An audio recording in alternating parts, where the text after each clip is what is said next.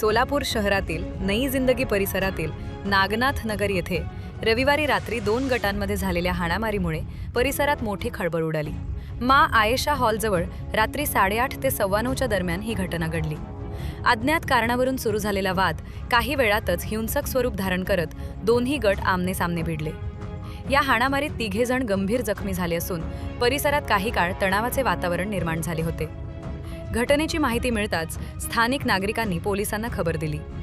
त्यानंतर MIDC police ठाण्याचे वरिष्ठ पोलीस निरीक्षक, DB पथकाचे अधिकारी आणि मोठा पोलीस बंदोबस्त तात्काळ घटनास्थळी दाखल झाला। पोलिसांनी परिस्थिती नियंत्रणात आणत परिसरात कडक बंदोबस्त तैनात केला। जखमी 3 उपचारासाठी सोलापूर शहरातील श्री छत्रपती शिवाजी महाराज सर्वोपचार रुग्णालयात दाखल करण्यात आले असून त्यांच्यावर उपचार सुरू आहेत। मात्र जखमींची ओळख अद्याप स्पष्ट झालेली नाही। नेमकी हाणामारी कोणत्या कारणावरून झाली याचा तपास MIDC पोलीस करत आहेत।